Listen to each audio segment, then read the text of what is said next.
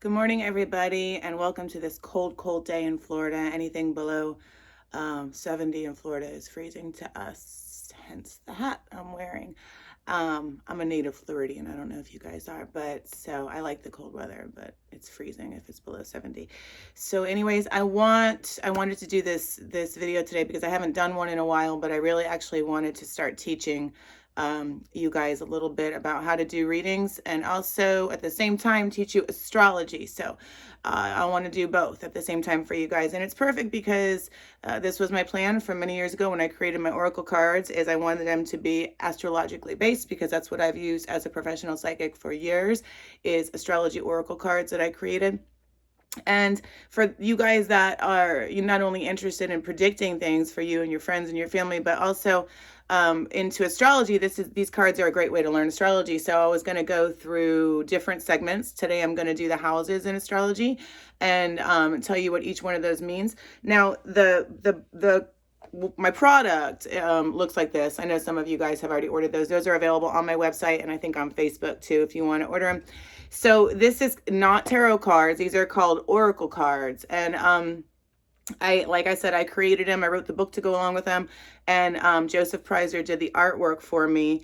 And it's there's 38 cards in here, and each one has a different meaning. Obviously, you have to use your intuition, but I did write the book in there to kind of give some samples of things and explain what each thing means. Now, you don't have to have a knowledge of astrology to, order these or use these or try these or whatever. It's good to, but also this is a good starting point if you want to learn astrology, because they are, honestly, when I taught myself astrology and it took years, I had found some other astrology oracle cards, and that's, I'm talking like 25 years ago. That's how I started kind of teaching myself all the planets, signs, houses, and stuff like that. But astrology gets complicated into final dispositors and everything else. That's why charts take me so long to do.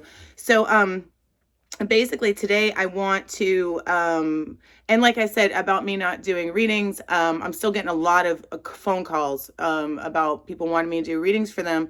I am currently not doing or taking any new psychic clients. I'm not doing any readings. And I have a couple of people I still work with that own businesses, entrepreneurs. But I don't know if I will in the future. I don't know. I may do like a weekend every once in a while or something. So make sure you follow me on social media because that's where I'm going to post that if I decide to. However, my website is still up and running. I'm still selling the cards. I'm still doing astrology charts. I'm still doing tutoring for astrology and psychic development. But I need to move on and do some other creative things right now. So I have accomplished my goals with what I wanted to do with this, and I am moving on to my next goals and my next endeavors.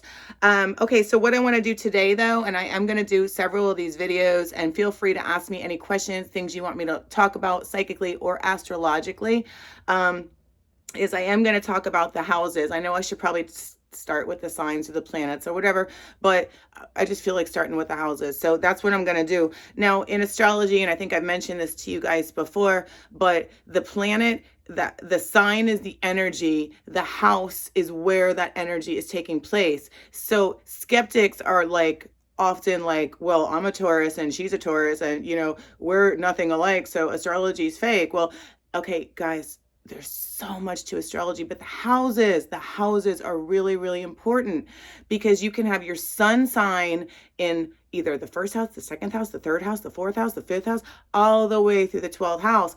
And it's going to give a different flavor to you, your personality, never mind aspects and ruling planets and all the other stuff that goes along with this fascinating science of astrology. So I'm going to break it down and I'm going to tell you what it means in an astrological term, and I'm going to tell you what it means as a psychic. So I do have to say this, when I do a reading, even though I taught myself astrology, Western astrology, and I dabble in Eastern astrology because I think both systems are really, really informative and accurate in a different way. In the West, we're more free will oriented. It's more of a psychological system. In the East, they worked on caste systems. I think I told you guys that before. So their astrology was more, it's so ancient. It was more like, okay, well, you have a square to Venus here, so your first son is going gonna have problems with his left leg. It was very, very specific. So I like to deal with both. There's some similarities with both. In the Eastern, you get more into the nakshatras and all that stuff, which is super fascinating. And I know some really good Eastern astrologers out there. But for purposes of me teaching and what I do, this is based on Western astrology. So the first one we're going to talk about is the first house, okay? The first house in astrology is where your ascendant or your rising sign is. So everything in the first house, any aspect, any planet, never mind just your ascendant, is going to kind of color the way people see you, how you look, your physical appearance. Somebody with Mars there is going to look and come across very different than somebody with Venus there, a more feminine planet there. And it's basically the personality that the people around you see. When you walk into a room, what are they seeing? That's the first house. So when I do a reading, I always think of that as things coming to the forefront, things coming out. And as you guys know, everything always comes out. Eventually, the truth always comes out. So since there's 12 houses, the 12th being the last, ruled by Neptune, once we get, and that's all things hidden and secret and all this stuff, it's all those mysteries. Once we get to the first house, that's when everything just comes out, right straight out in the open. So it's basically right in your face, like an Aries, and it is ruled by Aries and Mars, the first house. Remember, so the first house is things coming to the front. So if you're doing a reading and you're like, is this secret going to be a secret? And this keeps coming out and all this? No, probably not. Probably not. So the second card is the second house. The second house is our money. Not only our money, but what we value. Okay. So and I did a video on the second house because it's really important, because when we're on earth, we have to do as the Romans do, and where money is our bartering system. So it's all about finding a way for you to do something to make money that you love, that doesn't feel like work every single day. And it's also what we value, like some people value fancy sports cars, people like me value their freedom more than anything else. So I don't care if I won the lottery, I'd still be driving a Hyundai Santa Fe, because I don't care so much what people think. It's freedom. So you look at certain aspects to see what a person values. Okay. That's the second house. Now, when I do a reading, and I'm gonna tell you guys a good story about this one, because one of my favorite customers, I just did a reading for him last summer, and I kept seeing the second house and Neptune, and I think it was Venus together. And okay, so Neptune can be good or bad. It's like, could be a thief, a liar, whatever. But because Venus was there, Neptune's also unearned money. And I told him, I said, okay, I don't know what you're doing, but keep doing it, because you have some big money coming in. And let me tell you, I had no idea how, and I had no idea when, but he had big money coming in. And he actually called me a couple months later and he said, guess what? And I said, what? He goes, I just won $1 million last night. And I was so happy, because I really like this guy. He's a really good person, really hard worker. And I'm like, God, I'm so glad when good things happen to good people. He's an animal lover too. He gave me the most beautiful gift for Christmas. And I was like, that's why I'll always read for you. That's how I am. You know how Scorpio moons are. We forget nothing, good or bad. But anyways, that's the second house. Okay, so it depends on what's next to it too. But more importantly than that is we all want to find something that we're good at and we're passionate at. And so when I do a chart, I'm always looking at aspects of the second house, where the dispositor is with that, to figure out, okay, where is this person's natural talents and where are they going to be happy, right? Like, I'm not going to be happy working in a cubicle or an office. It's just not in my chart naturally. But some people are great at that. They're great at that structure and they do phenomenal. So everybody's different and everybody's unique, and it depends on planets aspecting the second house. Okay, so then next we have the third house. This is the house of communication. So when I see this in a psychic reading, somebody says, okay, they're going to call me, and I see like third house and then like Libra, I'm going to be like, yep, they're definitely calling. If I see third house Saturn, well, they may call, but there's definitely going to be a delay, because Saturn rules delays. So this is the third house, you guys. In the astrological chart, it can rule siblings, it can rule neighbors, again, communication, a variety of different things. The natural ruler is Gemini. So that's the third house. And it's really a mental house too. That's why it rules communication so much. It's mental. You know, Mercury people are very, very mental people. So the fourth house is the home and family. Here it is. In astrology, I look at aspects to the fourth house to determine situations around the beginning of somebody's birth or situations around their death. I don't predict death. I don't think it's ethical, but I can see kind of situations around the beginning and end of our lives, our time here on planet Earth. So when I see this in a reading, it's the home and it depends on what's next to it. So it could be fourth house Sagittarius. That would tell me you're moving. Fourth house, Neptune, Pluto, that could tell me there's a leak or there's something about to break, So it's kind of getting the vibe. When you get the chart with the cards, I know a lot of you guys already have them. You can get tutoring with me if you have questions and stuff like that. That's available on my website too. So it depends. Every layout is a story. Okay. Every layout is a story. So it depends on your intuition, but that basic knowledge of what everything means makes it a lot easier to interpret. The fifth house is kids. And when I do an astrological chart and I see the fifth house, I will look at the fifth house for the firstborn child, okay? The seventh house is their second kid. The ninth house is their third. And astrology is so neat because you can tell things about people's kids.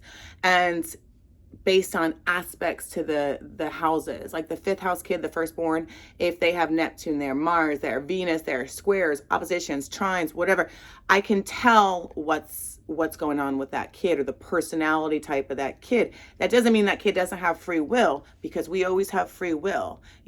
God gives us our strengths and weaknesses, but I can see the natural inclinations of a person by the house. So neat.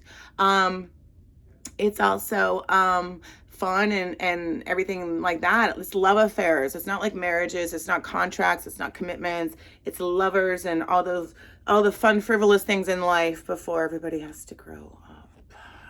Sixth house is your physical health, like your physical health. So if somebody is asking me, I've done readings before and this comes up right away, and I know their health is an issue. Again, if I see sixth house, Saturn, Leo, I know they have a heart problem. Okay, if I see sixth house, Neptune, Virgo, whatever, there's something with allergies or medicine, or they need some kind of medicine. So there's different things you learn. And that's the sixth house. It's also your work environment, not your social standing, not like how you're seen for what you do, but more the people, if you have an office job or whatever, the people around you, what they kind of see like, and it's also small animals. So that's another thing with the sixth house. So, but typically in a psychic reading, I look at it as health. I look at it as physical health. And then again, the cards based around it. Seventh house is going to be our contracts, marriages, and this is not just marriages, really, it's legal stuff in general. So anytime you go into business with somebody, every time you're working with somebody, this is all what this is under. Now, some people get married more than once. Some people are into that. So what I do is I look at the seventh house for the first marriage, any aspects in the astrological chart, the ninth house for the second marriage, and the 11th house for the third marriage. And they're all going to explain and describe how that marriage works out, how that partner is, if it's going to be more stable or if it's not going to last. But the seventh house is the house of partnerships in all their very many forms. The eighth house is endings. Okay. Now endings, and people get scared. They think it's like death. It's like the death card in the tarot. People are like, oh no, it doesn't mean that. It just means endings, transformation. This is ruled by Scorpio, the eighth house. So Scorpio is all about death and rebirth and reinventing themselves. So this is what this is about. So when I see this, when I do a psychic reading, I am definitely seeing a change. And I'm not going to say, oh, they're going to die, because all death is, as we know, another transformation. But I am seeing a change of something. It could be 8th house, 10th house. That tells me a change with the career. Could be 8th house, 6th house. That tells me a change with the health. And then I kind of delve into more. Being a psychic is kind of like being an investigator, because you're always delving into a little bit more. Sometimes you don't want to know things, but yeah, I was just born that way. So it's what I do. But anyway, that's the 8th house. The 9th house, higher education. So, and also travel. So if I see that come up in a reading, and I see, you know, ninth house, let's say, I'm just giving you an example, Venus, Capricorn, I'm like, okay, you're either going to travel because of work, but sometimes I'll see even it in education, they're going on, they're getting another degree or whatever. And then I see, you know, whatever after that. So, it is ruled by Sagittarius. It is travel and higher education. I read it more as travel in a psychic reading, but because I'll get to what I consider more education later on in another video. But this is basically the ninth house. So the 10th house is our career. It's a big one. It's an important one. That's where our midheaven is and stuff like that. So when I look at astrologically, if I'm doing a chart, any aspect up there is going to tell you not only what kind of career you have, but your reputation in your career, and aspects, how you're, you know, there's soft aspects, there's hard aspects. Just sometimes that people have an easy time, sometimes they have a hard time, and there's transits too, and things change. But anyway, that's the 10th house. So I particularly like to work with people, with entrepreneurs. I do, because I relate to them, and also because they're just, by nature, you know, they're like creative people. So, and they're always trying to redo things and reinvent themselves. And they're really always hard workers, in their own way, you know, but, so I spend a lot of time with the 10th house when I do a chart, and the second house and all that kind of stuff. I'm a little bit more into it than I am like relationship stuff. Just because other people are fleeting and they're here one day, gone the next, but we're always with ourselves, right? So it's all about being self-made. So I just like to focus on these houses. I like people to I like to inspire and motivate people to be the best that they can be, on planet Earth. You know what I mean? And being self-reliant and all that is part of that. So I really, really like the 10th house.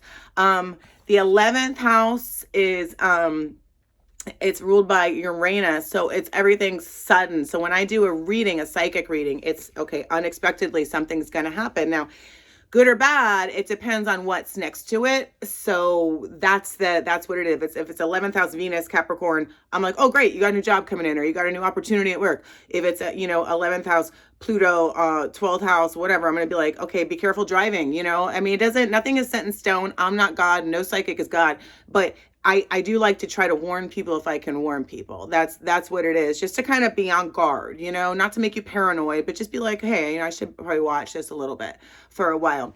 And then last we have the 12th house. And God, I did a video on the 12th house too. It has such a bad reputation, right? It's like, oh, the house of self-undoing, blah, blah, blah, blah, blah, blah, blah, blah, blah. No, it's also the house of creativity, and it's a house of hidden talents. A strong 12th house makes a psychic, okay? Just like an 8th house and a 4th house gives great intuition. So, or an artist or the creative type. So, basically when I do a psychic reading, I see the 12th house as all things hidden, basically. So it's not always that good when I do a psychic, because that's just the way I read it. But astrologically speaking, I find all kind of great things with the 12th house of people's charts, you know, and that's when I'll be like, hey, have you tried to do this? Have you tried to do that? And then sometimes I help them get on a new path and get, you know, they see a talent they didn't even know that they had before. And so that's really neat. And that's a fun part of doing this kind of work, is helping people excel. So anyways, these are the houses. If you have any questions, this was a long video. If you have any questions, definitely feel free to write down there. You can buy these cards on my website at joannagerardpsychic.com. And like I said, if you want tutoring too, either for astrology, and I'm doing the charts also. So those, I just have been working on a chart for a while for somebody. Those are available also. All right. So I'll see you guys next time. Thank you. Bye.